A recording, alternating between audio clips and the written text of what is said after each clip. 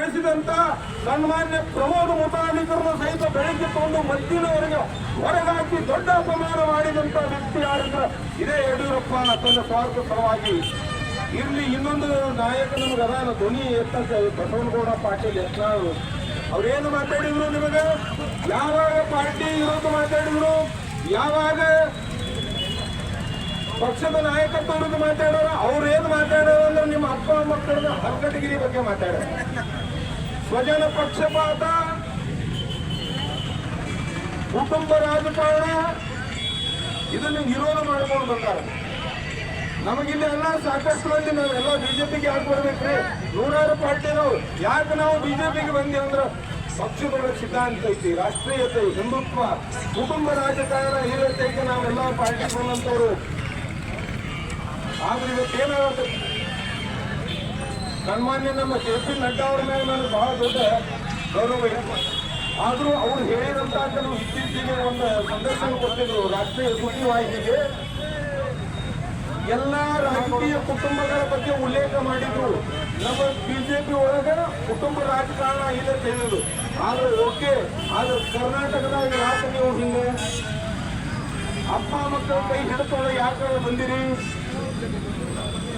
ಇದನ್ನು ಪರಿಶೀಲನೆ ಮಾಡಬೇಕು. ಕಾರ್ಯಕರ್ತರ ಮನಸ್ಸು ಇಚ್ಛೆ, ನಿಮಗೆ ಹಿಂದುತ್ವದ ಆಧಾರದಾಗ ಹೋಗುವಂತ ಜನರ ಮನಸ್ಸು ಪರಿಸ್ಥಿತಿಯನ್ನು ತಿಳ್ಕೋಬೇಕು. ಕರ್ನಾಟಕ ಹತ್ತಿ ಉಳಿಯಾಗತ್ತಿಗೆ ಬಸವನಗೌಡ ಪಾಟೀಲ್ ತಕ್ಷಣವೇ ಅವರ ಉಚ್ಚಾಟನೆ ವಾಪಸ್ ಪಡಿಬೇಕು. ಪಾರ್ಟಿ ಒಳಗೆ ಬರೀ ರಾಜ್ಯ ಮಟ್ಟದ ಅಡ್ಡ ಅಲ್ಲ, ಇವ್ರದ್ದು ಬಟಾಲಿಯವ ಪ್ರತಿಯೊಂದು ವಿಧಾನಸಭಾ ಕ್ಷೇತ್ರ ಜಿಲ್ಲಾ ಒಳಗೂ ನಡೆದೈತಿ. ಎಲ್ಲೆಲ್ಲೇ ಹಿಂದೂ ಕಾರ್ಯಕರ್ತರಿದ್ದಾರೆ, ನಮ್ಮಂತವ್ರು ಎಲ್ಲೇ ಹಿಂದುತ್ವ ಪರವಾಗಿನ ಕೆಲಸ ಮಾಡ್ತೀವಿ. ನಮ್ಮಂತವ್ರನ್ನ ಹುಡುಕಾಡಿ ತುಳಿಯುವಂತ ಪ್ರಯತ್ನ ಪಾರ್ಟಿ ಒಳಗೆ ನಡೆದೈತಿ. ಇನ್ನು ನಾವು ಸುಮ್ಮನೆ ಇರಂಗಿಲ್ಲ. ನಾವು ಪುಕಟ ಬಂದವರಲ್ಲ. ನಮ್ಮ ರಕ್ತ ಬೆವರು ಹರಿಸಿ ನಾವು ಪಾರ್ಟಿ ಕಟ್ಟಿದಂತ ಕಾರ್ಯಕರ್ತರಲ್ಲಿ ಎಲ್ಲರ ಹಿಂದುತ್ವಕ್ಕೆ ಅನ್ಯಾಯ ಇತ್ತು, ಹಿಂದೂ ಕಾರ್ಯಕರ್ತರಿಗೆ ಅನ್ಯಾಯ ಇತ್ತು. ನಾವು ಸುಮ್ಮನೆ ಬಂದವರಲ್ಲ.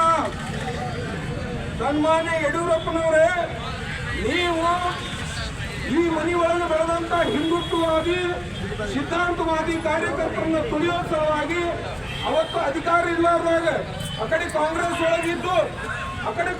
ಒಳಗಿದ್ದು ನಮ್ಮ ಪರಮ ಪೂಜ್ಯನೇ ಭಗವಾನ್ ಜೋಲಿಕ್ಕ ಜಂಪರ್ ಪೀಸ್ಕ ಹತ್ತು ಕೊಡ ಒಂದು ಸುಳ್ಳೆ ಮಕ್ಕಳನ್ನ ಎಲ್ಲ ತಗೊಂಡು ಮಂತ್ರಿ ಮಾಡಿರಿ. ನೀವು ನಮಗೆ ಹೊಟ್ಟು ಉರಿಯಂಗಿಲ್ಲ ಹಿಂದೂ ಕಾರ್ಯಕರ್ತರಿಗೆ. ಇದರ ಸಂಬಂಧ ನಾವು ನಮ್ಮ ರಕ್ತವನ್ನು ಸುರಿತೀವಿ. ಇದರ ಸಂಬಂಧ ಸಾವಿರಾರು ಕಾರ್ಯಕರ್ತರು ಜೈಲು ಬಿದ್ದಿದ್ರು. ಇದ್ರ ಸಲುವಾಗಿ ಸಾವಿರಾರು ಕಾರ್ಯಕರ್ತರು ತಮ್ಮ ಮನೆ ಮಠ ಹಾಳು ಮಾಡ್ಕೊಂಡಿದ್ರು.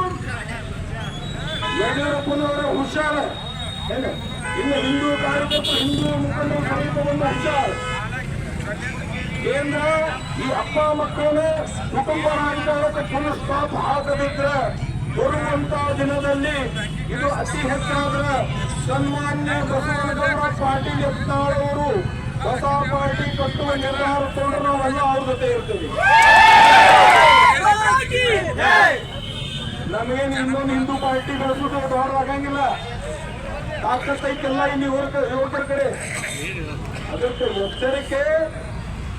ತಕ್ಷಣವೇ ಬಸವನಗೌಡ ಪಾಟೀಲ್ ಯತ್ನಾಳ್ ಅವರ ಉಚ್ಚಾಟನೆ ವಾಪಸ್ ಪಡಿಬೇಕು. ಅವ್ರನ್ನ ಅತ್ಯಂತ ಗೌರವಯುತವಾಗಿ ಪಾರ್ಟಿ ಕರ್ಕೋಬೇಕು.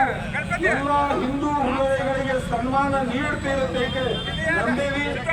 ಅದನ್ನ ಮೀರೇನು ನಡೆದ್ರೆ ಅಂದ್ರೆ ಮುಂದಿನ ಹೆಜ್ಜೆ ಯತ್ನಾಳ್ ಏನಿರ್ತಾರೋ ಅದ್ರ ಜೊತೆ ನಾವು ಹೋಗ್ತೀವಿ ಅಂತ ಹೇಳಿ ನನ್ನ ಮಾತನಾಡಿ. 8 ದಿವಸಗಳಿಂದ ಉಚ್ಚಾಟನೆಯನ್ನು ಮಾಡಿದ್ದಾರೆ ಭಾರತೀಯ ಜನತಾ ಪಕ್ಷದಿಂದ. ಇದು ಅತ್ಯಂತ ಖಂಡನೀಯ. ಈ ನಿರ್ಧಾರ ಈ ಮಟ್ಟಕ್ಕೆ